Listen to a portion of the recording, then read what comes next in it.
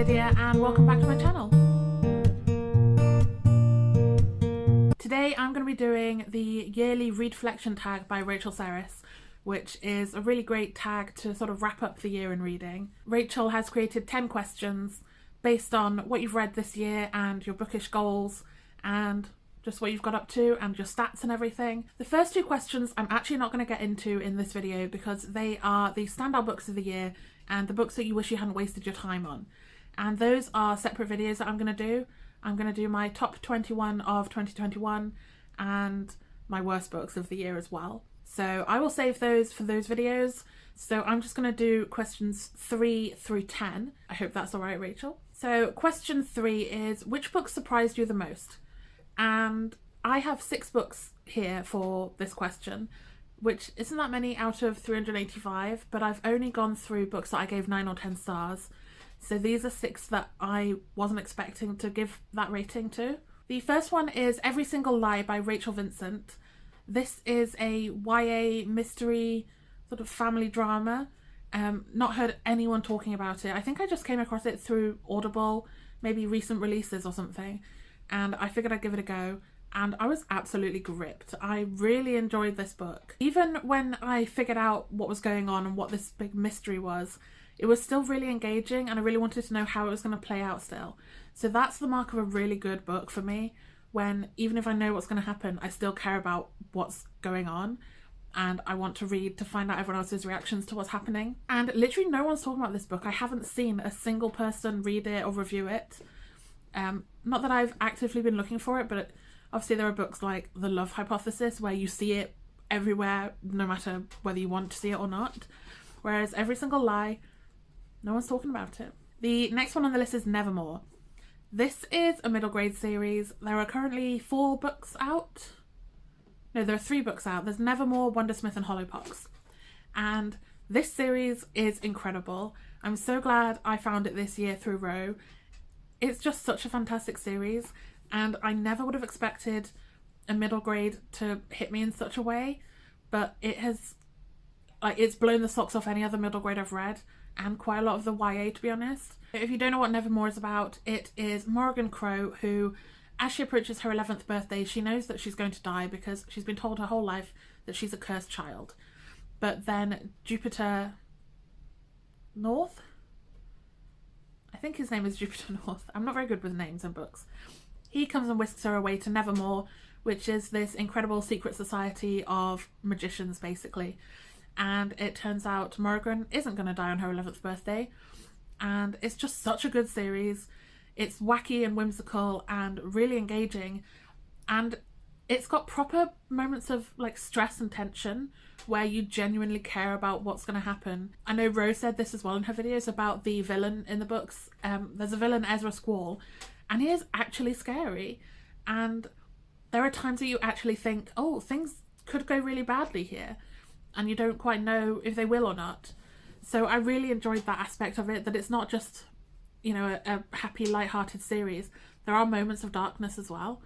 And I think every single book has made me tear up at some point. I'm really excited for the 4th book, even though it's not out until the end of this year. I've got quite a weird variety of books answering this question. The next one is The Last House on Needless Street. This one surprised me because I just wasn't expecting it to go in the direction it went in. So I thought thriller sounds cool, but it'll probably be a 7 or 8. But I gave it, either a 9 or a 10 because it's in this category. And it was just a really weird book. I really enjoyed it because I never quite knew what was going on. At one point, one of the characters is a talking cat, but it's not a fantasy or anything. So you think, why is this happening? What the hell is going on here? So there were times that I thought, this is just really strange and I might not enjoy it. But by the end, everything came together and I absolutely loved it. It's a very weird book. It is about, there's the last house on Needless Street where this strange man lives, and he is the suspect in the disappearance of a couple of children, or maybe just one child. And as the reader following him, you have no idea if he did it or not. And it's just such a mind-boggling book. There's not really much I can say about it. But if you're really into mystery, or you want to try a mystery that will mindfuck you a bit, this is the one to go for. Next is The Appeal by Janice Hallett, which I picked up because it was the Waterstones, I think, thriller of the week or crime of the week or something, or the month rather. And I wasn't expecting much because it's like a mystery set in, it's like a country parish village club or something. And I thought, oh, it'll be really basic, but it might be fun. But it's all written through emails. And I absolutely love when a book is set in a different format. So I loved it from the offset because it was all set in emails. And even though it was over 400 pages, I could not put it down. I sat on the sofa and read it through to the end.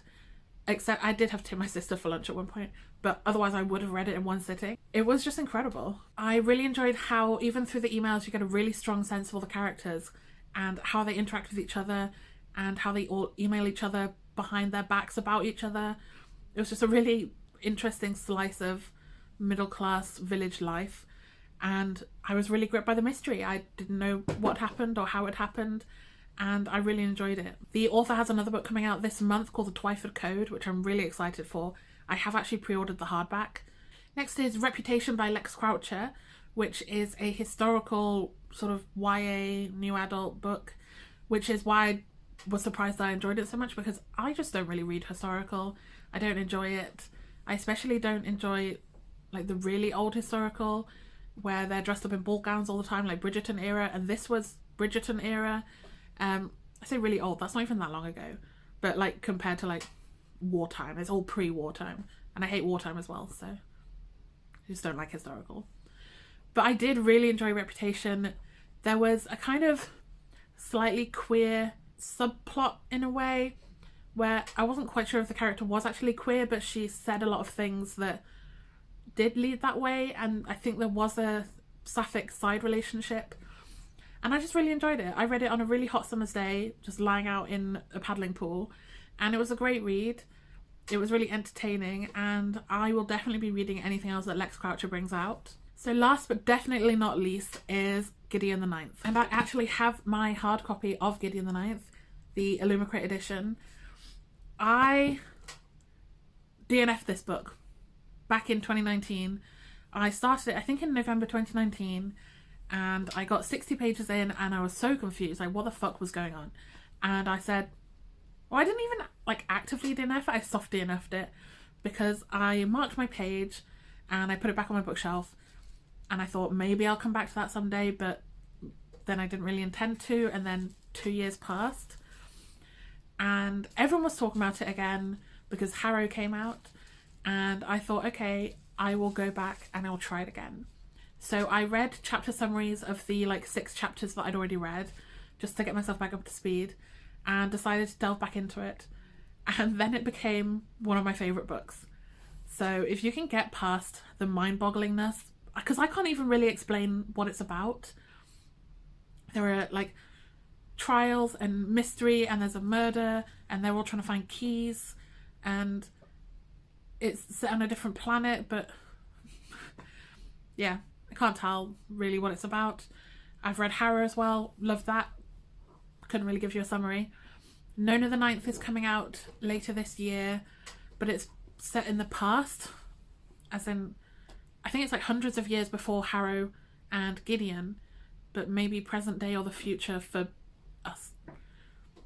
So I don't really know what to expect from that because it's not a continuation of the story that we know, but I also know that Tamsin Muir has a weird and wonderful way of writing. Her brain is just on another level. So I'm sure I'm going to love it anyway. So those are all the books that surprised me the most this year, of nearly 400 that I read. There are loads more that were like unexpected 5 stars or unexpected 2 stars. But those are the 6 that stood out to me when I was going through my journal. Question number 4 is, what books do you wish you got around to in 2021? And I actually don't think there were any. I read so much that if there was anything I'd really wanted to get around to, I would have got around to it. And I don't really have any regrets about books that I didn't read, because obviously if I didn't read them last year, I'll read them this year. So I don't actually have anything to answer that question with. Question number 5 is, what has been your biggest bookish accomplishment? I think without a doubt my biggest bookish accomplishment is starting this channel. I always thought I would never have a YouTube because I hate being on camera, I hate the sound of my own voice, I would never want to edit any video I made because I'd have to watch it back. And how the hell would I find any friends in the booktube community? And here I am. I started this channel in August, and there are over 300 people here now. And I've met some really incredible people through booktube. I'm so glad that I decided to take the plunge and make this channel. I really want it to grow. I want to be successful with it. I don't want it to be like Instagram where I just gave up because it was an effort trying to post nice videos and pictures every day. I do want to put my effort into this and make it a community that I can grow. So yeah, this is definitely my biggest bookish accomplishment of the year. That is a bit of a tongue twister. Number 6 is, what are some of your top bookish memories? I don't really have memories, like bookish memories of the year. Like I didn't really go anywhere. I haven't met anyone in person. I can't really say anything. Obviously I've done a lot of reading, and I've met people online through the bookish community, but I don't really have like standout bookish memories aside from just being here and making this channel again and finding so many people again. So yeah, I don't really have anything to say to that one. Number 7 is, if you create content, what is something that you are the most proud of this year? And again, I've only been doing this for a few months, so my proudest accomplishment again is making this channel and taking that plunge. Number 8 is reflecting on the year and everything you've read and all of your statistics. What is something you excelled at and what do you think you could work on? Now, I do want to take a bit longer with this question because I want to talk through all my stats for 2021. There are quite a few of them. I did a lot of reading, and I to be honest, I did trail off towards the end of the year with keeping my bookish journal, but that's something I'm going to be better at this year because I really enjoy keeping track of my stats and journaling and just being involved in what I'm reading and taking the time to reflect on it. So I would like to do better at that this year. So I took part in 3 challenges in 2021. The first one is the A to Z reading challenge, where you just try and read a book that starts with each letter of the alphabet. The second one is the 50 states challenge, where you try to read a book set in each of the 50 states. And the third one was my own challenge that I created, where I invented 100 prompts and I just tried to fulfill all of those throughout the year. So I can tell you from the start, I did not complete any of these challenges, but I was very close. So with the A to Z challenge, I got 25 out of 26. I only missed off Z. I didn't have any books that start with Z, couldn't find any that I was interested in. So that's going to be a priority for this year, is to complete the A to Z challenge. I was only 1 off last year and I would love to be able to do that. The 50 states challenge, I actually did pretty well. I got 40, which I think is quite impressive really, because there are so many states that very few books are set in. Like they're always set in like New York, Chicago, California. Obviously Chicago's not a state, but they're never set anywhere else in Illinois. And like Florida and Texas. So there are 10 states that I didn't get, and they were Arkansas, Delaware, Indiana, Mississippi, New Hampshire, New Mexico, North Dakota, South Dakota, West Virginia, and Wyoming. So if you know any books that I might enjoy that are set in any of those 10 states, they're going to be my priority for this year, because I'm also taking part in the 50 states challenge again this year, even though it was really hard last year. So yeah, if you know any books set in the States, please let me know, because I would love to try and prioritize them. And my personal 100 challenge, I'm annoyed about because I got 99.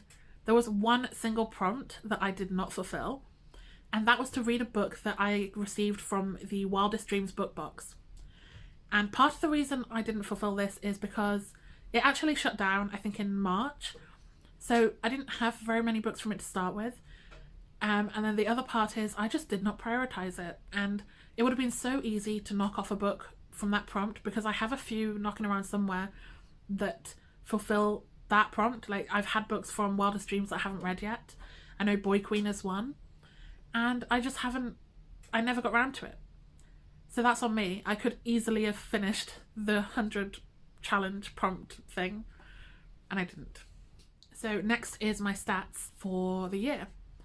And yeah, I read quite a lot. I think there's probably some discrepancy between what I've got in my journal and what I've got in Goodreads, because for some reason it never fully adds up. I don't know if there are sometimes I've forgotten to log a book or anything, but I've wasted so much time going through and trying to figure out things. I don't really care. It might be out by a few books. So overall, in 2021, I read 368 books, and included in that figure are 29 DNFs. So that's not that many. It's less than 10% of my entire reading year, but it's still quite a lot of books. And I'm torn between, like, I want to DNF more because if I'm not enjoying a book, why would I want to continue it? But also wanting to DNF less because I don't like it. I don't like DNFing because then I don't really know whether to include it in my total or not. I usually do, because usually I've read at least like 50 pages, and that's as long as some of the novellas that I read. So I do count DNFs, but there's a lot of like controversy around whether you're supposed to count them or not. I think all the bookish controversy can just fuck off, really. I hate all the like infighting in the bookish community. Like, just chill out. Everyone do your own thing. Who gives a shit? So I need to chill out myself and not give a shit. So yeah, 29 DNFs. I'm deciding now I'm not going to care about that.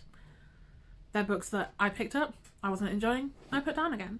Some of them weren't like, I hate this book DNFs. They were just, this is not the right book for me at this time.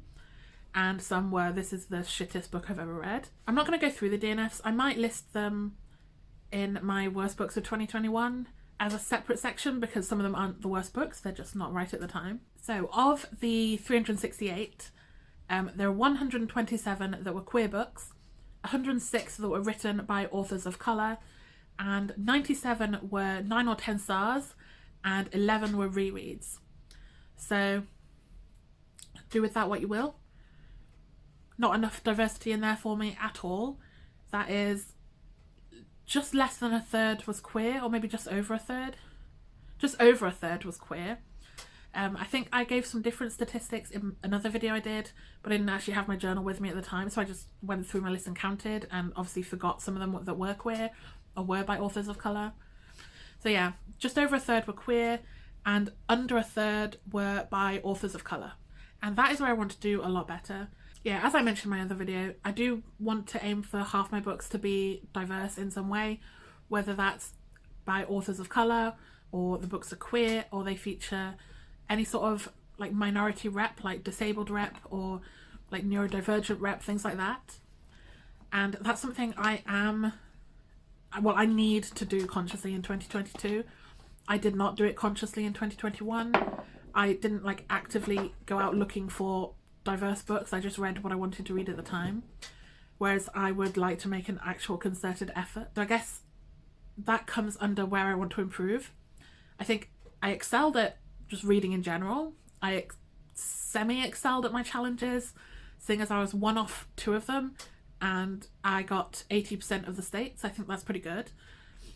But yeah, to improve on, try and fulfill at least one challenge. I'm not doing my personal 100 goal challenge this year. I am doing the Buzzwordathon instead, which is 12 prompts, and I'm doing Rose Marvel year-long readathon, which is 46 prompts, I think, which is just for her patrons only. And I am also doing the 80 challenge and the 50 states challenge, as well as plenty of readathons and things like that throughout the year too. My year in reading was quite varied.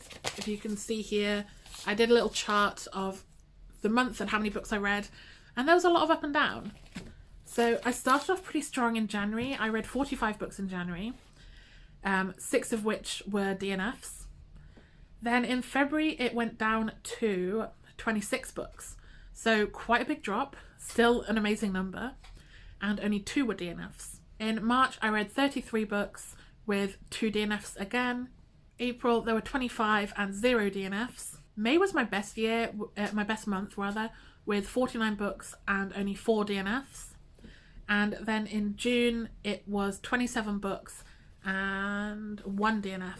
July was 23 books and 2 DNFs, and August was my lowest month. That was 20 books and 3 DNFs.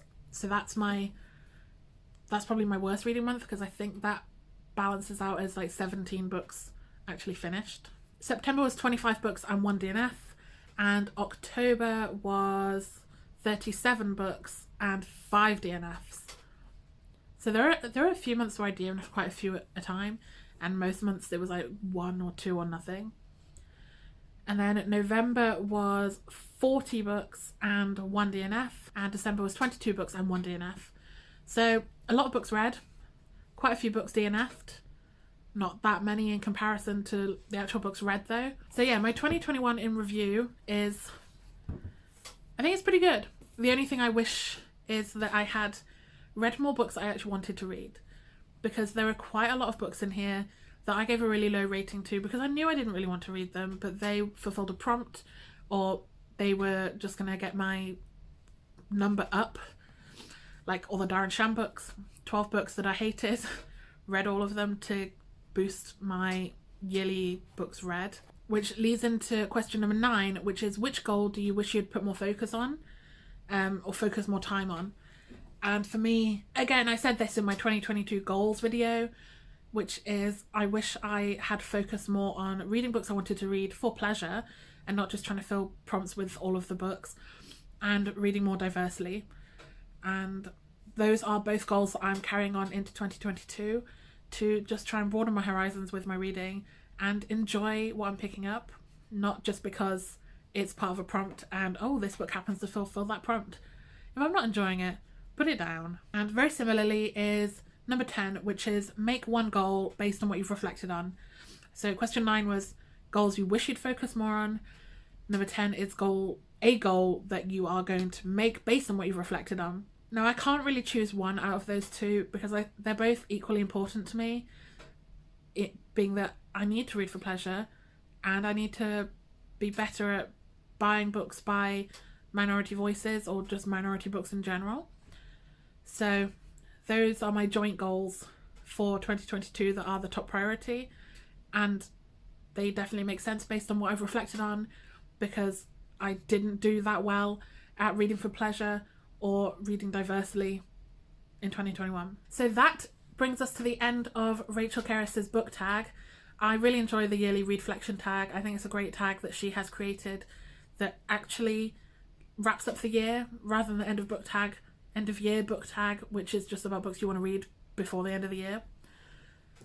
So thank you to Rachel for creating this tag, and I hope I will film the videos that fulfill the first 2 prompts at some point soon. The top books of the year and the ones that I wasted my time on. They'll probably go up after this video is already up, because I want to get this tag out soon, seeing as it's a wrap up of 2021, which is already like nearly 2 weeks ago now. I hope you've enjoyed this video. Thanks for watching, and I will see you in the next one.